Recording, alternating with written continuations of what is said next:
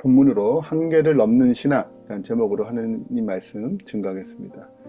오늘 본문의 흐름은 스데반의 순교를 통해서 이제 복음의 진리가 인간의 죄악된 마음에 맞닿게 됐을 때 그들이 굉장히 격렬한 반응을 이제 반발을 일으킵니다. 그 후로부터 사울이라는 인물을 중심으로 교회를 핍박하기 시작하고 또 예루살렘 교회는 다 뿔뿔이 흩어져요. 그래서 인간의 눈으로 볼 때, 야, 이거 교회 망했다. 예루살렘이 이제 중심이었으니까, 이제 끝났다라고 생각했을 수 있는 어떤 분위기거든요. 그런 것처럼 우리 인생에도 한계의 벽을 만날 때가 있어요. 직장에서나 관계에서나 재정적인 면에서나 건강에서나 뭐 여러 가지 내 삶의 어떤 능력, 개인의 어떤 능력, 재량, 또 신앙에서도 한계를 만날 때가 있어요. 오늘 본문의 흐름은 이 한계를 속에서 이 한계를 만날 때마다 하나님 놀라운 역설적인 섭리가 있다는 거예요.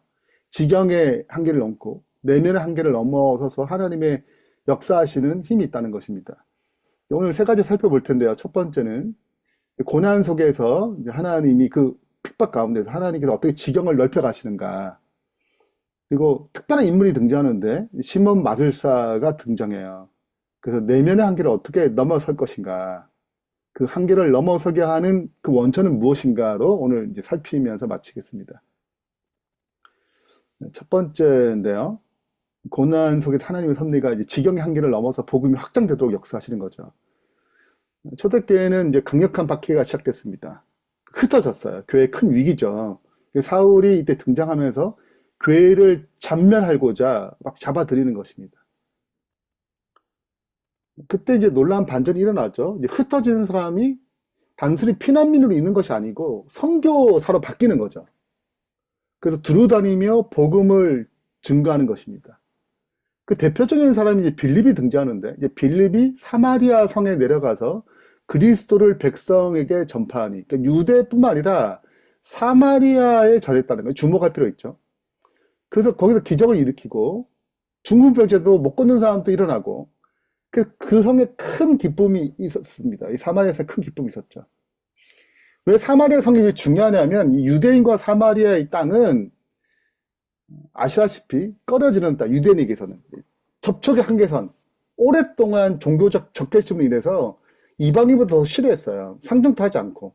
그래서 경제적인 것 외에는 거의 인격적인 관계를 맺지 않습니다. 그리고 돌아가죠. 그 마을을 통과하지 않아요. 근데 오늘 본문은 빌립을 중심으로 복음이 사마리아 땅에 전파되고 그들이 예수님을 믿고 치유와 회복의 이 역사가 일어나는 거예요. 그러니까 사마리아는 유대인에게 있어서 그게 복음을 가진 이 제자들도 동일하죠. 꺼려하는 복음의 한계, 관계의 한계, 그런 거죠. 근데 이 복음을 통해서 그 지경, 경계선이 넘어가는 것입니다. 경계를 허물어 가는 거죠. 이 복음의 능력이. 우리가 이제 살펴볼 내용이 뭐냐면 첫 번째, 이 흩어짐을 통해서 하나님께서는 복음의 지평을 넓혀가는 거예요.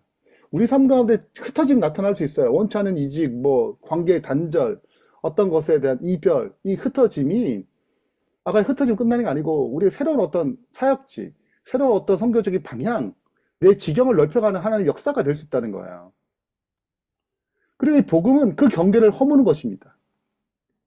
오늘날에는 정치적 이념, 세대적 갈등, 경제적 격치, 여러 가지 이제 분열이 있는데, 복음은 이 분열을 넘어서 화해와 연합을 일으키는 거죠. 이것이 복음의 능력이죠. 이런 복음을 증가하는 가운데 누가 등장하냐면 시몬 마술사가 등장합니다. 이것이 드러나는 이유 중에 하나는 이 복음이 확장될 때 반드시 나타나는 위험성이에요. 이걸 드러내는 것입니다. 그래서 시몬 마술사의 신앙이 어떤 것인지를 알아서 이걸 어떻게 뛰어넘는가 이제 살펴볼 필요가 있는 거죠. 먼저 이 마술사 시몬을 소개하는데 이제 사마리아 성에 살고 있습니다. 예전부터 이제 마술을 행해서 사람들이 놀랐어요. 큰 자, 낮은 자라부터 높은 사람까지 다 이 사람이 크다고 얘기하고 따랐습니다. 이게 하나님 능력으로 착각했어요. 근데 진짜 능력이 온 거죠. 진짜 능력. 빌립이 나타나가지고 하나님의 나라와 예수 그리스도의 이름을 전파하고 전도해요. 믿고 기적이 일어나고 거기에 시몬 또 야, 이 진짜 능력이 굴복한 거죠. 그게 보여요. 침례를 받았어. 전심으로 빌립을 따른대요. 표적과 큰 능력을 놀라요. 그러면 이 겉모습을 볼 때는 완벽한 회심자, 완벽한 그리스도인처럼 보여요. 근데 진짜 완벽한 크리스찬, 기독교인처럼 보이지만 전심을 따랐다잖아요, 빌립을. 근데 이제 실체가 드러나요. 그게 이제 베드로와 요한이 이 사마리아 성에서 복음이 전파됐다는 걸 듣고 보내거든요. 14절 베드로와 요한을 보내매 그들이 내려가서 하는 중요한 일은 침례받은 그들, 예수님의 이름으로 침례받은 그들에게 성령 받기를 기도하는 것입니다. 아직 침례를 받았지만 성령을 내린 일이 없어요. 이게 빌립이 혼자 이제 복음을 증거하고 침례를 받았지만 성령 받는 일이 없었기 때문에 사도를 통해서 안수함으로 성령을 받게 했어요. 놀라운 어떤 역사가 일어났겠죠. 방언이나 어떤 기적이 또 일어날 그 사람들 통해서. 시몬 또 이거 야 저거 받아야겠는데 생각이 든 거죠. 간증 도 나와서 나도 안수해서 권능을 받게 하면 얼마나 내가 이게 전심을 따른 것처럼 빌립이 얼마나 자기를 많이 따르겠어. 그 마음이 들어온 것입니다. 그래서 얘기하죠. 18절 19절 시몬이 사도들의 안수로 성령 받는 것을 보고 돈을 들여 이르되 이 권능을 내게도 주어 누구든지 내가 안수하는 사람은 성령을 받게 하여 주소서라고 하니 자 여기에 마술사 시몬의 동기가 드러났어요. 그가 원하는 건 성령의 임재, 하나님의 깊은 관계가 아니고 성령의 주는 권능을 돈으로 사서 자신의 것을 만들고 싶은 거예요. 하나님의 능력을 도구화, 상품화하는 거예요. 그럼 이거 뭐예요? 자신의 능력이 커지는 거죠. 그러면 내가 빌립을 따른 거죠. 사람이 나를 따르지 않겠어요? 복음의 그 중심, 하나님과 관계, 하나님 앞에 순종하는 것이 아니고 그 권능, 능력에 매료됐습니다.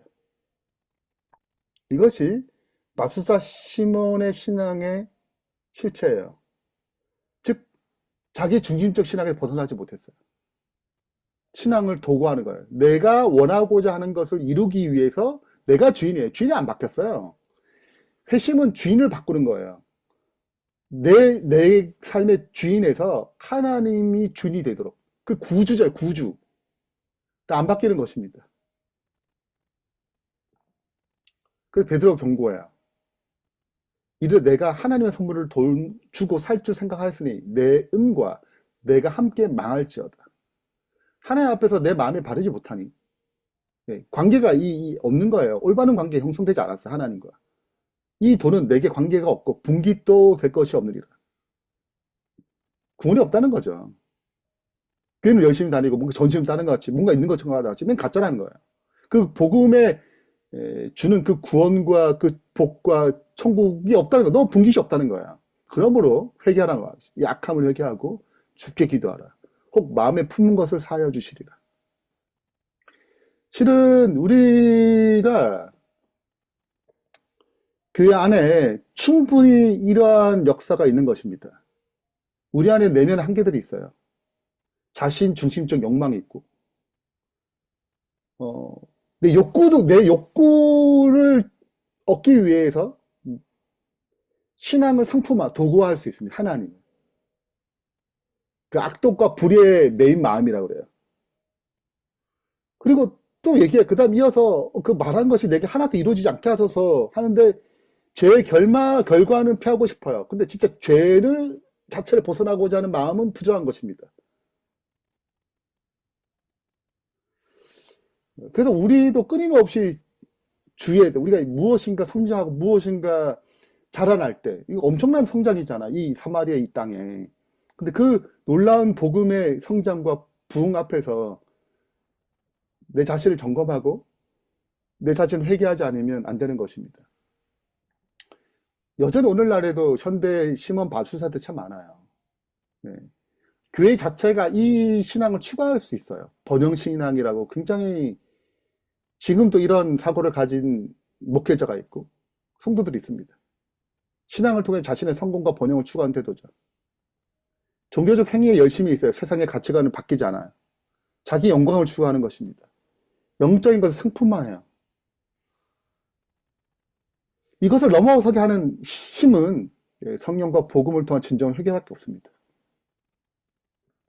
참된 회개는 죄 자체를 미워하게 돼요. 죄의 결과가 아니고.